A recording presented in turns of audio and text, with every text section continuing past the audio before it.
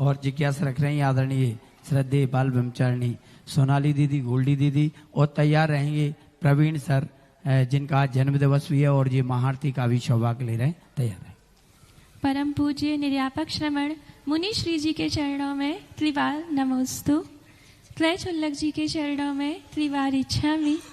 महाराज जी, आज हम सभी का परम सौभाग्य है, अहोभाग्य महाराज जी हमारे, जो आपकी नवता भक्ति का अवसर हम सभी को मिला। महाराज जी, रत्नकरंडक श्रावकाचार में आचार्य समंत भद्र स्वामी ने बताया है, उच्चैर गोत्रम प्रणतेर भोगो दानाद उपासनात् पूजा भक्ति सुंदर रूपम स्तवनात् कीर्ति तपो निधिषु। तो महाराज जी, स्तवन, उपासना और भक्ति, इन तीनों में क्या अंतर है? और महाराज जी, जो प्रणाम शब्द आया है, तो प्रणाम में भी कोई विशेषता होती है जो सामान्य होता है? नमस्ते। प्रणते उच्चैर गोत्रम, भक्ति, उपासना और स्तवन में बहुत अंतर होता है। भक्ति जो होती है वह सामने वाले के गुणों को और अवगुणों का बखान करती है। भक्ति में दो चीजें चलती हैं, सामने वाले के गुण और अपने अवगुण। जितनी अपनी निंदा करेंगे और भगवान के गुणों की प्रशंसा करेंगे, वह भक्ति का रूप बनता है। उपासना में रूप बनता है बंदे तद्गुण लब्धे, उसमें हमारी आलोचना नहीं है, मुझे मात भगवान के गुण प्राप्त करना है। उपासन यानी निकट, हम उस रूप होना चाहते हैं, उस रूप होने के समय जब आएगा तो उपासना आएगी। स्तवन में मात्र ना तद्रूप होने का भाव है, ना हमारे लिए कोई आलोचना करने का भाव है, मात गुणानुवाद स्तवन करना, आप महान हैं, आप प्रशंसनीय हैं, आपने अच्छा कार्य किया है, मैं भी अच्छा कार्य करूं, ये नहीं, आपने बहुत महान किया, स्तव कहलाता है। स्तव का अर्थ होता है प्रशंसा।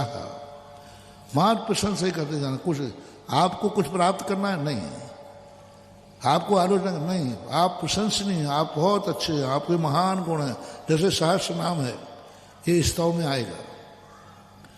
सहस्र नाम में ना कोई प्राप्ति का भाव है और ना आलोचना का भाव है अपनी, मात उनका गुणानुवाद है कि आप 1008 ऐसे, तो ये स्तव कहलाता है। स्तव में अपना कोई स्वार्थ नहीं, ना प्राप्त करना है ना आलोचना करना है, मात उनकी तो स्तवनात् कीर्ति, स्तव से कीर्ति मिलती है।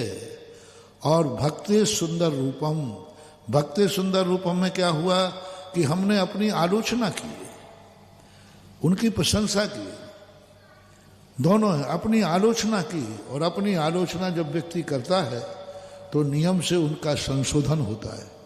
इसलिए भक्ति सुंदर रूपम, हमारी कुरूपता नष्ट हो जाएगी, क्योंकि हमने अपने आप को हीन किया और उनको उच्च किया। और पूजा नहीं, एक पूजा, भक्ति, स्तवन और प्रणाम। प्रणाम में क्या होता है, मात अपने को समर्पित करना है। उपासना, उपासना, उपासना, उपासना का अर्थ होता है हम आपके गुणों को प्राप्त करना चाहते हैं। उपासना में मात्र स्वार्थ है। उपासना यही है, जैसे आप हैं ऐसा मुझे बनना है। और प्रणाम में समर्पण होता, मैं कुछ नहीं जानता आप क्या हो, मैं क्या हूँ, मेरे अवगुण न चितारो प्रभु अपनो विरद निहारो। मैं जो हूँ सो हूँ और आप जो है सो है, मैं तो आपके चरणों में समर्पित होता हूँ। आड़म ताड़म कछु न जान, मैं कुछ नहीं जानता, मैं तो मिटना जानता हूँ, बस समर्पित होना चाहता हूँ, मैं कुछ नहीं, आप जो चाहो सो करो। जैसे आचार्य ने लिखा ना मूक माटी में, हो भगवान मैं नर्मदा का नरम कंकर, हे भगवान मैं नर्मदा का नरम कंकर तेरे चरणों में आ पड़ा हूं, चाहो तो मसल के धूल में मिला दो, चाहो तो गढ़ के मूर्ति बना दो, मैं तो चरणों में आ पड़ा हूं। ये कहलाता है प्रणाम। चाहो तुम्हारी मर्जी पड़े तो मुझे मसल के धूल में मिला दो, और चाहो तो मेरी मूर्ति को गढ़ दो, ये तेरे ऊपर है, मैं तो समर्पित करता हूँ। वहाँ ना हमें उनके गुणों से मतलब है, ना हम गुणों की प्रशंसा कर सकते हैं, हमें ताकत ही नहीं गुणों की प्रशंसा करने, हम क्या आपकी प्रशंसा करें। और जो प्रशंसा करेंगे वो कितने कमजोर होंगे कि हमें डर लग रहा है कि कहीं आपका अपमान नहीं हो जाए।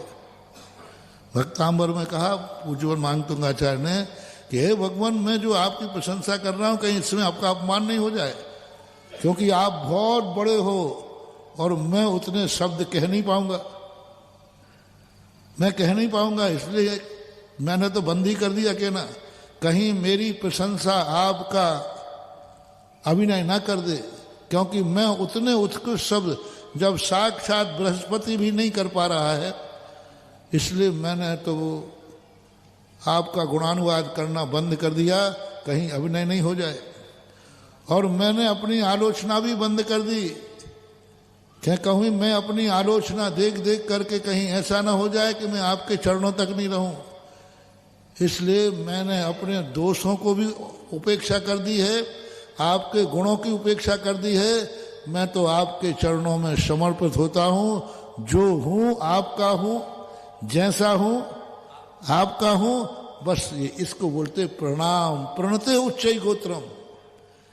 जब व्यक्ति इन सब चीजों से परे हो जाता है तो उसको उच्च गोत्र, बहुत बड़ा दार्शनिक श्लोक है, उसमें वही चीजें आई हैं जो एक समान जैसी लगती हैं लेकिन इनमें अंतर है।